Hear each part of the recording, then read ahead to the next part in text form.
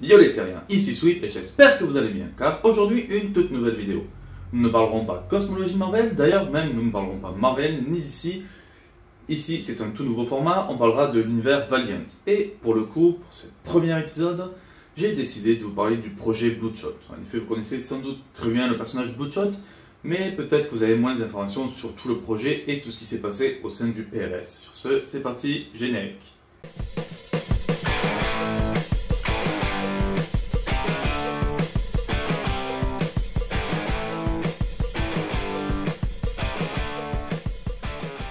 Le projet Bloodshot est un des nombreux projets qu'on peut retrouver au sein du PRS, le Project Rising Spirit. Et donc parmi les autres projets, on peut par exemple retrouver le Hard Corps, j'en parlerai plus tard, ou aussi par exemple le Deathmate. Des futures vidéos sur l'univers Valiant et autres. Il y en aura quelques-unes, ne vous inquiétez pas. Et pour ceux qui pensent que le projet Bloodshot est assez récent et qui date des années 2000 avec du coup donc le Bloodshot actuel qui est Ray, eh ben vous vous trompez. En effet, le projet Bloodshot date depuis déjà plusieurs années et le premier prototype est arrivé durant la Seconde Guerre mondiale. Le premier prototype s'appelle Tankman, enfin c'est plutôt comme ça qu'on le nomme au sein de l'escouade Bloodshot tout simplement. Et Seconde Guerre mondiale, vous vous doutez bien que les nanites n'étaient pas présentes, même la nanotechnologie n'était même pas envisagée. Du coup à l'époque ce premier Bloodshot était seulement composé à la fois de tubes et de pistons. En effet ce n'est pas vraiment expliqué au niveau de la couleur et tout, mais on lui injectait constamment des stimulants, en fait tout un tas de drogues, de mélange de stimulants, de drogue pour le booster, le rendre plus fort, plus résistant, qu'il sente moins la douleur. De quoi faire un super soldat tout simplement. Ils avaient besoin pour la Seconde Guerre mondiale d'un gros mec bourrin qui réfléchit pas, qui va dans le tas, et c'est ce qu'ils ont fait avec ce tout premier Bloodshot. Le deuxième prototype est tout simplement Vietman. Il a été utilisé lors de la guerre du Vietnam et aussi a fait plusieurs missions, surtout secrètes, pour la guerre froide. A son sujet, on ne sait vraiment pas grand chose. En fait, il est dit que c'est une amélioration de Tankman, mais si on le regarde, on ne voit ni piston ni tube. Donc ben voilà, je pense pas qu'ils injectent des drogues ou autre, tout cela n'est pas expliqué. Mais en même temps, si on se réfère un peu à la réalité, eh ben, durant la guerre du Vietnam, les nanites n'existaient pas du tout, et même on commençait à imaginer l'infiniment petit, et donc la nanotechnologie. Du coup, on ne sait pas grand chose à son sujet. Du coup, on ne sait pas grand chose sur les technologies qui sont employées pour l'améliorer, mais si une chose nous a été expliquée, c'est que le PRS était capable de le rendre modifiable, de l'adapter à chaque situation, et surtout qu'il était réparable. Ainsi, il n'a peut-être pas été créé par les nanites, mais par contre le PRS devait posséder un moyen afin de le recoudre, de le ramener comme il fallait, tout simplement. Et le troisième sujet connu est Quiet Man, ou l'homme tranquille si l'on traduit en français. L'on ne sait pas grand chose sur lui, on sait juste qu'il est apparu durant les années 90 et que visiblement son dernier service était la guerre de Koweït, donc sans doute en 92.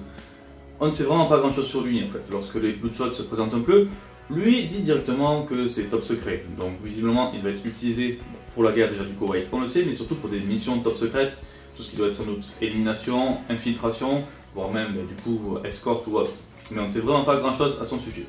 Par contre, s'il y a une chose que l'on sait, c'est qu'il a été composé de nanites directement. C'est la version de Bloodshot, parmi les plus anciens bien sûr, qui est donc la plus proche de Ray actuellement. En effet, de ce que l'on sait, eh ben déjà on commençait à récolter les souvenirs donc, de soldats morts afin de lui implanter. Le fait d'implanter ces nouveaux souvenirs permettant tout simplement de le motiver pour ses missions. Puis nous arrivons donc au dernier prototype qui se fait appeler Everyman. Mais nous on connaît plutôt sous le nom de Ray. Tout simplement c'est le Bloodshot actuel.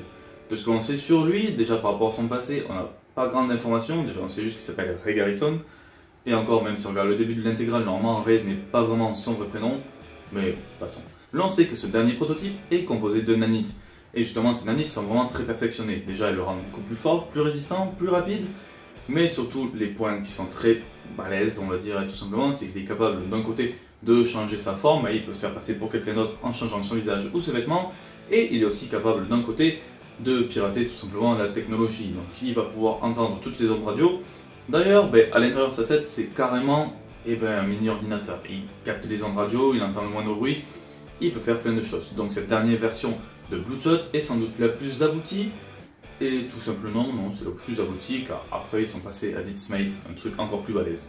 Donc c'est normalement le dernier Bloodshot et surtout le plus puissant de tous. Mais en plus des technologies employées justement pour améliorer ces différentes versions de Bloodshot, il y a aussi eu des évolutions au niveau tout simplement des manipulations. En effet, si le premier Bloodshot, Tankman, était réellement un vrai patriote, lui c'était la Seconde Guerre mondiale, il s'est porté volontaire pour devenir ce super soldat afin de gagner la guerre, et bon, il voulait devenir la chair à canon, il voulait tout faire pour défoncer des nazis, et rendre du coup le territoire à la France et tout ça, que l'Alliance gagne, que les Alliés gagnent. Et ben ce ne fut pas le cas des autres. En effet, déjà si on prend le cas de Vietman, et ben lui, voilà, c'est pas vraiment un guerrier, on l'a plutôt manipulé. En effet, on l'a rendu bloodshot en lui disant tout simplement que s'il faisait tout ce qu'on lui demandait, c'est-à-dire que des fois même on lui demandait d'aller au milieu d'un champ de tir se faire tirer dessus pour que ben, ses alliés qui n'étaient pas modifiés puissent riposter. Et ben, c'était surtout en lui disant que s'il n'écoutait pas les ordres, il resterait bloodshot à jamais, alors que s'il faisait tout ce qu'on lui demandait, il y avait bien sûr la possibilité de le rendre humain ou de le rendre son ancienne apparence, ce qui était tout simplement des mensonges. Puis au niveau du troisième prototype, donc je le rappelle Quiet Man, vu qu'il était composé de nanites, et bien tout simplement, comme je l'ai dit plus tôt, on lui a insufflé donc des souvenirs de soldats morts, mais quand je parle de souvenirs, c'est pas juste de leur mort, c'est surtout de leur vie, de leurs femmes, de leurs enfants et de tout ce qu'ils ont vécu. Ça permettait déjà de le contrôler un peu plus, de lui donner tout simplement beaucoup de motivation pour telle mission. Il n'est pas dit en fait directement si ces souvenirs sont utilisés pour modifier sa mémoire ou ce sont ces souvenirs tout simplement pour qu'il soit plus résistant, qu'il ait plus envie de faire une mission ou autre. Il y a très peu de choses qu'on sait sur Quiet Man, mais une chose est sûre, c'est qu'on lui implante des souvenirs. Et pour ce qui est donc du dernier prototype, celui du Ray actuel, notre Bloodshot que l'on connaît tous si bien, eh ben on a gardé l'idée des souvenirs, mais en fait directement on a implanté de faux souvenirs.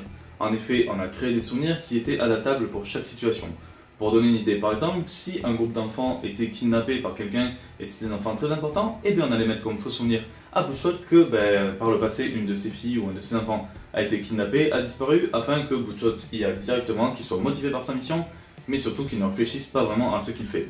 Car en effet, très souvent, on lui donne une mission pour sauver des enfants, mais en fait, il est censé les enlever parce que les enfants ont été libérés ou autre.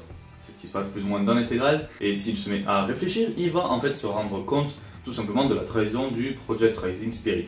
Donc déjà, c'est un premier pas. Mais en plus de tout cela, lorsqu'il réalise sa mission, avant de faire sa mission, on lui implante de faux souvenirs, mais on utilise aussi parfois des personnes, des femmes ou des enfants, pour lui parler directement à travers le téléphone, en faisant croire que ce sont ses vrais enfants et sa vraie femme, afin que les souvenirs qu'on lui a implantés soient encore présents dans sa mémoire directe, pour qu'il pense vraiment que tout ça est réel. Puis durant son opération, il sera suivi par un opérateur qui discutera avec lui, lui donnera des ordres, lui donnera des conseils ou autres, pour d'un côté déjà vérifier tout ce qu'il fait, vérifier qu'il ne se mette pas trop à réfléchir, et surtout régler le petit problème que Bloodshot a avec les dommages collatéraux. Puis à la fin de cette mission, lorsqu'il a tout rempli, ce Bloodshot sera rebooté, sera remis à zéro avec de nouveaux souvenirs pour une nouvelle situation, tout simplement. C'est le meilleur moyen qu'ils ont trouvé pour garder le contrôle sur Bloodshot. Et comme je l'ai dit tout à l'heure, les Bloodshot ont aussi un petit problème de dommages collatéraux. En effet, si par exemple on leur donne une mission de secours, de ramener quelqu'un à la vie, toute personne qui croisera sur son chemin, que ce soit un danger ou non, par exemple il croisera un groupe de femmes qui ne font rien, si c'est sur son chemin, il va les tuer tout simplement. Et ce problème fut très embarrassant. En effet, Vietman, lors d'une de ses missions pour la guerre froide où il devait assassiner quelqu'un, il réussit son assassinat, mais quand on regarde par exemple, il joue les snipers, tout le trajet qu'il a fait, toutes les personnes qui étaient sur son trajet ont été décimées. Donc il y eut une idée d'implanter un peu une conscience au niveau de Bloodshot pour qu'il évite de faire ce genre de massacre, mais on n'est pas sûr que ça ait réellement marché. Mais voilà du coup tout ce que je peux dire au niveau du projet Bloodshot. Bien sûr, ceux qui s'y connaîtront peut-être un peu plus que moi auront déjà remarqué que je ne parle pas d'un côté de Cold Man et aussi de Bloodhound. Tout simplement parce que Cold Man est à la base un projet, certes, qui copie Bloodshot, mais c'est surtout un projet russe, donc ça n'a rien à voir avec le PRS et il n'y a pas de réelle évolution par rapport aux autres prototypes Bloodshot. Et Bloodhound, donc qui est un chien, on ne sait pratiquement rien sur lui, donc je ne peux pas vraiment en parler. Si vous voulez découvrir un peu plus de choses sur Bloodshot et surtout sur les différents projets Bloodshot, je vous conseille de lire dans un premier temps l'intégrale Bloodshot, où l'on voit très rapidement sur quelques chapitres justement tout ce qui a été fait pour créer le Bloodshot actuel et ce qu'il y a eu sur les Bloodshot d'avant. Si vous voulez découvrir Tankman, Vietman, mais aussi par exemple Coltman, Quietman ou Bloodhound, et tout simplement je vous conseille de lire donc le 4e tome de Bloodshot Reborn qui est donc Bloodshot Iceland, mais aussi le Bloodshot USA. Sur ce, voilà, la vidéo est à présent terminée, j'espère que cela vous aura plu, que ce petit format sur Valiant, l'univers Valiant vous plaira. Je parlerai aussi plus tard dans d'autres vidéos de DC. A savoir que par exemple le format Valiant que je fais actuellement sera parlé pour l'univers, mais si je parle d'artefacts de l'univers Valiant, cela apparaîtra dans le projet des artefacts, tout simplement, pour vous donner une idée. En tout cas voilà, n'hésitez pas à mettre un pouce bleu ou un pouce rouge sur cette vidéo, vous pouvez toujours me laisser en commentaire pour me dire si j'ai oublié des choses ou s'il y a des choses que je ne sais pas, voilà. Je ne suis pas le spécialiste de Valiant, j'ai lu énormément de Bloodshot, c'est pour ça que je me permets d'en parler aussi, mais je suis toujours ouvert aux discussions et à la critique. Vous pouvez toujours me suivre sur les réseaux sociaux, avec d'un côté Facebook et de l'autre côté Twitter. D'ailleurs n'hésitez pas à partager cette vidéo et à vous abonner à la chaîne. Sur ce, ciao tout le monde et à la prochaine.